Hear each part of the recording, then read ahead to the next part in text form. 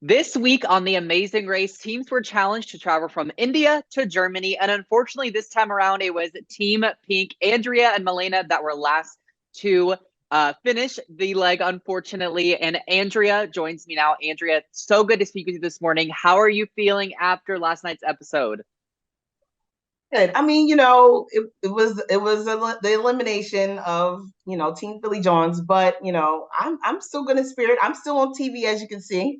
I love it. I love it. Now, Andrea, you and Malaina speak so highly and positively of your long-term friendship, first meeting in college that you guys talk about on the show. So, how in the world did you get the idea to apply for the race around the world?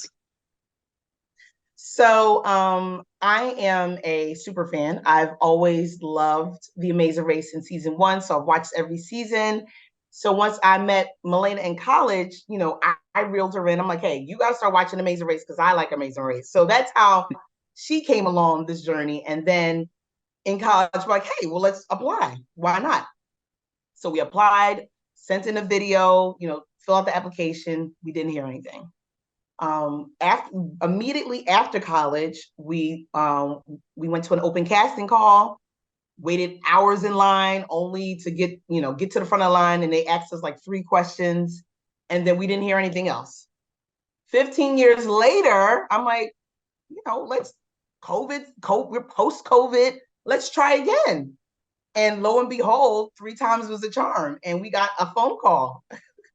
Yes, yeah, and that's crazy. I mean, we had no idea about this long journey you guys have been on with getting on the show. So I love hearing that insight. One of the other things I really liked about you guys is that you were real and you were authentic while filming the show. And one of those ways that you expressed that was kind of some of the hardships that you both have been through in your lives. So would you say that competing on the race together was therapeutic in some kind of way? Absolutely, absolutely. I know there were moments where Malaina, like we would just, in our downtime, we would just talk, when we're strategizing, just going over the race and just talking about what's going on prior to us getting on the race. Malaina had recently had lost her brother, so us talking about it and talking about it with the other 12 castmates, it was very therapeutic for the both of us. So just being able to do this journey with her and to be able to meet these 12 amazing other teams along the way was amazing. Yeah, yeah, absolutely. And one of the other ways that I think the authenticity really shined through was how much fun you guys had. You guys were so much fun to watch. One of my favorite things is in every city, when you were crossing the street, you'd be like, out of towners, out of towners, out of towners. And that was one of my favorite things, seriously, so far this season. So, how did that come about? What in the world? Why did you keep saying that? And also, did you guys have any kind of plan about attitude and kind of the way you're going to tackle the race going in? Because it just seems like you had so much fun. Yeah, so going into the race, we did not want to be like the mean team. It's just not in our spirit or in our inner being to be mean people. We're not mean spirited. So we knew going in, if we can help somebody where it needed, we would help them. So it wasn't like we were just gonna be just flat out no, no. If we can, if it's not gonna harm our race, what's the harm in helping someone else? And Hmm. lo and behold, someone had to help us. They didn't show it.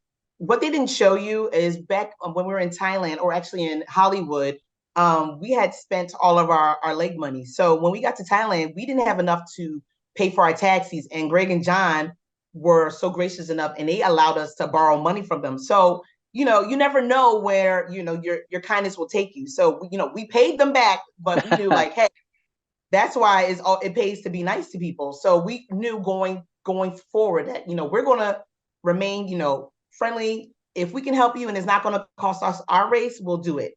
Now the out of towners part that actually came from Malaina. Malaina started the whole out of towners, and it sounds much more better than hey, get out the way, move, move, move. Like yelling at you, move. No. So it puts it more on us. Like hey, we know we're wrong. We're running in the middle of the street, we're stopping traffic, but it's our fault because we're out of town. We're from out Yeah. of town. So yeah. Yes.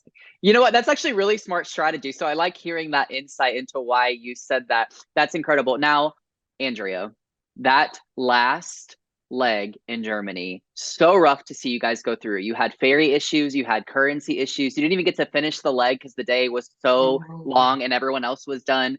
Walk me through that final day on the Amazing Race. Oh God, yes. So we're leaving out of the parking lot out of Frankfurt, Germany, and we're getting in our cars. Greg and John were the first to leave out, followed by Robin and Chelsea, and we were actually third, right behind Robin and Chelsea. For some strange reason, all the other teams, we were running towards the cars. They stopped and start going the opposite direction, and I'm like, where are they going? However, we kept on going straight. So we get in the cars and we're coming out of the garage. We're driving. Robin and Chelsea take a wrong exit. I'm like, where are they going? Okay, well, they let them go because Greg and John were ahead of us, so they're going. And then Greg and John veer off somewhere, and I'm like, well, where are they going? Because that's wrong. However, hindsight is 2020. We probably should have got lost with Greg and John because we Yeah. all know they know how to course correct real quick, and we could have just easily gotten lost with them. They would have course corrected, and we could have gotten back on, the right path. However, we didn't. And what people don't realize or they don't show you that is there's, actual real life roadblocks that help, harm us along the way. There was an accident on the road, so traffic was backed up. I want to say we were sitting in traffic for at least an hour, Oh my at least gosh. 45 minutes an hour. Then there was a detour. So the actual exit that we were supposed to get off, we couldn't get off because they were doing detours. So that kind of like threw us off as well. And then after that, it was just like, downhill from there. We finally get to Cobb, and it's like, well, who knew there were 4 different types of ferries that you could use? I didn't know. And then who knew there was like 4 or 5 different castles? Why does this small town have so many ferries and so many castles? Please, it was so frustrating.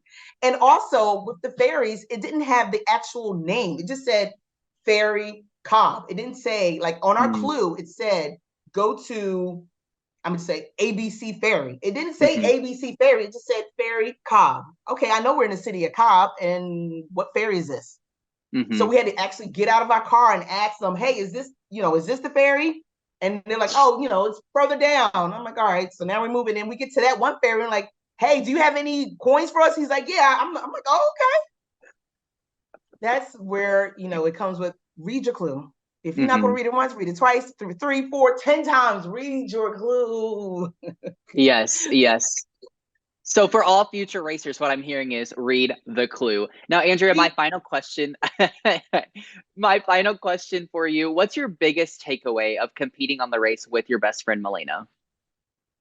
I guess my biggest takeaway is just you know always just to keep persevering and just pushing forward, because even though even there were certain roadblocks and detours that we did, i.e. the fish market. Malaina was freaking out because she was touching fish. I'm like, you have gloves on.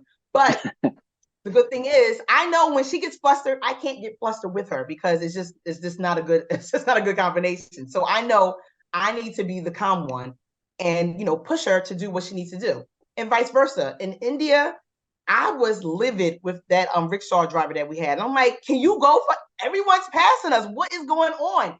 Milan was like, Andrea, you need to have a different approach with her. Maybe if you talk to her a little bit, nicer, maybe Hmm. you'll get more, you'll get better. I'm like, all right, let me change my tone of voice. So, those little changes helped us. And I just realized that, there's certain instances where she's able to, push me to be the best that I am, and vice versa. I'm going to be there to push her to be the best version that she is. And this is a journey that both of us can take away and say that we've done, and we can tell, our children. I can tell my godson, which is her son, never give up. Even though the first time we applied, we heard a no, keep on trying. We applied 3 times and the third time was a charm. What if the third time was a no? Keep on Hmm. trying. Yeah. So, these memories, being able to, to travel these different countries with my best friend, this is something I will cherish for the rest of my life. Yeah, yeah, absolutely. Well, Andrea, congrats to you, Melina, for finally making it on the show 15 years later. You were so thoroughly enjoyable to watch this season. It was a pleasure getting to speak with you. Best of luck for whatever's next. And for all of our viewers, brand new episodes of The Amazing Race Wednesdays on CBS. Thank you, Andrea. Thank you.